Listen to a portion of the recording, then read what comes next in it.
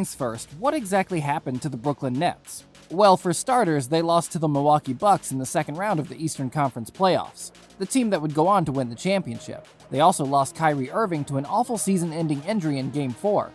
And of course, James Harden literally played on one leg for most of the series. And how can we forget Kevin Durant's performances in the playoffs, playing like the best player in the world and single-handedly carrying the whole team on his shoulders. Funny enough, he came just a toe away from sending the Nets to the Eastern Conference Finals. That damn toe. Let's not forget that the best three-point shooter that season, Joe Harris, shot just 32.7 from 3 against the Bucks. Joe struggled to find his range in the postseason, and it ended up costing the Brooklyn Nets a place in the NBA Finals. During the regular season, Harris was on fire and he was very reliable. Apart from the power trio, he created another option for the Nets offense because he had a high chance of getting open looks. Monk tries to cross. Oh, the steal! Joe Harris driving in. Harris scores with 3.4. However, after setting a franchise record for the most threes in the first half of an NBA game against the Boston Celtics, he failed to maintain that level of productivity in the second round, and in the postseason as well. James Harden, yes, one leg, had 24 assists to 13 turnovers, and had 37.5 effective field goal percentage against the Bucks. Nicholas Claxton, who had the team's highest offensive rating, 134, and the lowest defensive rating in the series, played only 64 minutes across the 7 games. So, yeah, but also had one of the worst defensive records in the NBA. They seemed to rely on outscoring the opposition rather than trying to prevent them from scoring. While that worked well during the regular season, that game plan didn't exactly work out in the playoffs. The Nets have a team that's built on offensive-minded individuals who are not exactly known for their defensive abilities or prowess. Take Harden, for example. He would rather hold on to the ball, try to hit ridiculous three-pointers rather than defend. The same thing goes for Kyrie Irving. While they led the whole league in offensive rating, they finished with the 23rd best defensive rating in the league. If they want to win the NBA championship, they will need to get players who can help them defensively. And this is why the offseason is very important for them. Another thing was the Nets' lack of depth in their front court. Their starting lineup consists of Kevin Durant, Joe Harris, and Blake Griffin. Outside of these players, they have Nicholas Claxton, who is in his sophomore year, and a 34-year-old Jeff Green.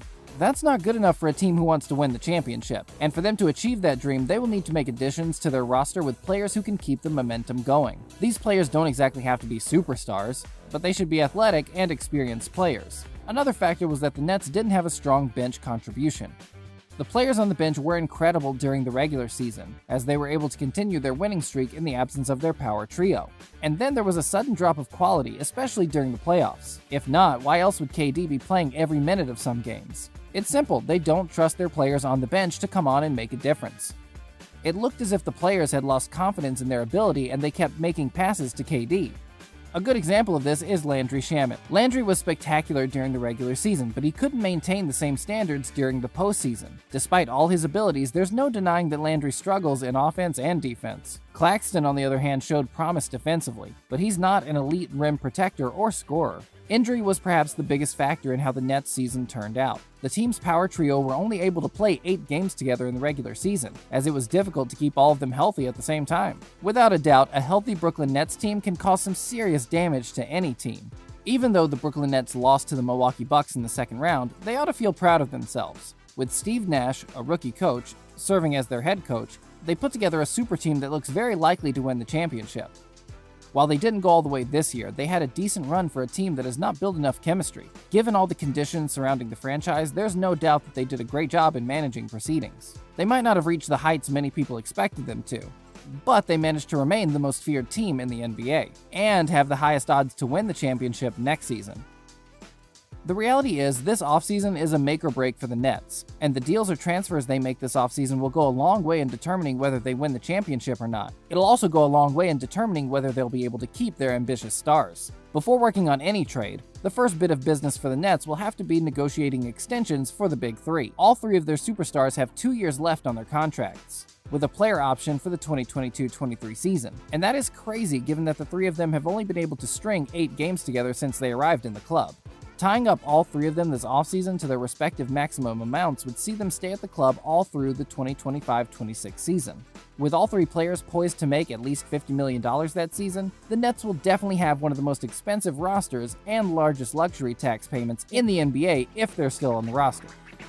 However, there are rumors that the Nets might be willing to part ways with Kyrie Irving this offseason. A few weeks ago, the Nets snagged their first free agent of the 2021 season, after signing San Antonio Spurs guard Patty Mills to a 2-year deal worth $12 million.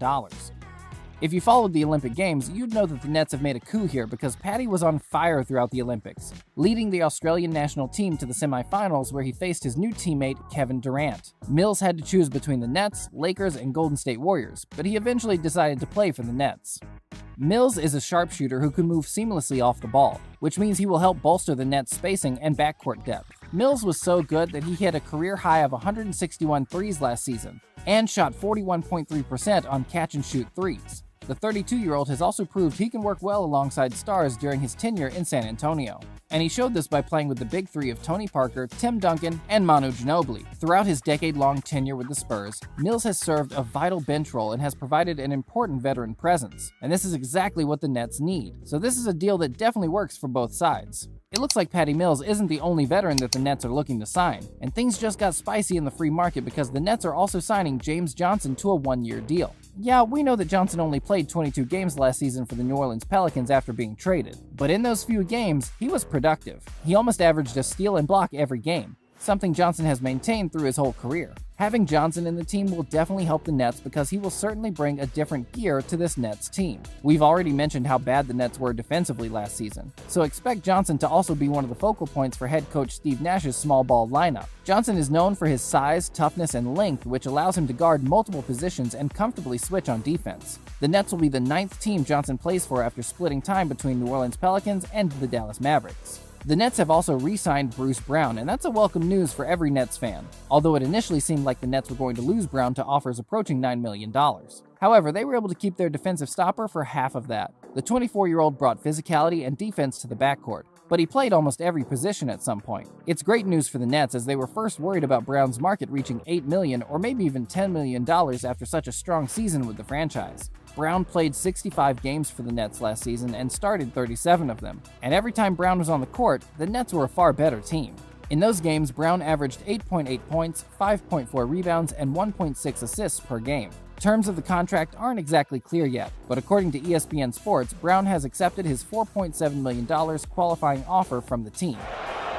With the 6th pick in the 2013 NBA Draft, the New Orleans Pelicans, yes, the New Orleans Pelicans, select Nerlens Noel from the University of Kentucky. Noel was selected as number 6 in the 2013 overall NBA Draft, and ever since then, the 27-year-old has not been able to turn into the star that many expected he was going to become.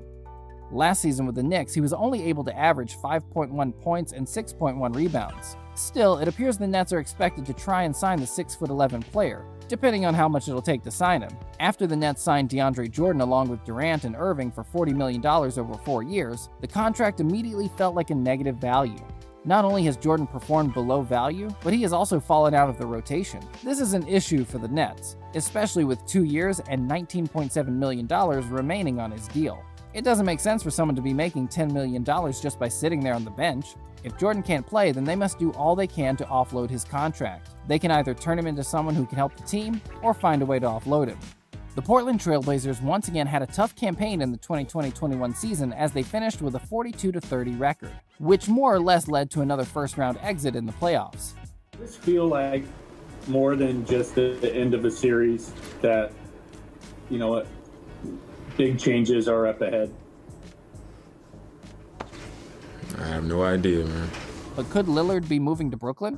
Lillard is under a 5-year contract he signed with the Trailblazers back in 2016. Despite his contract situation, the 6-time All-Star can still force his way out by publicly demanding a trade from the team's front office. Should this happen, many teams in the league would jump at the opportunity to get Damian onto their roster, and the Nets appear to be one of them. But how will the Nets achieve this, especially given their salary cap is at its near limit? And of course, they can't surely be thinking of playing Damian, Harden, Irving, and KD on the same team. They will most likely have to lose one of their 3 power trio in order to acquire Damian.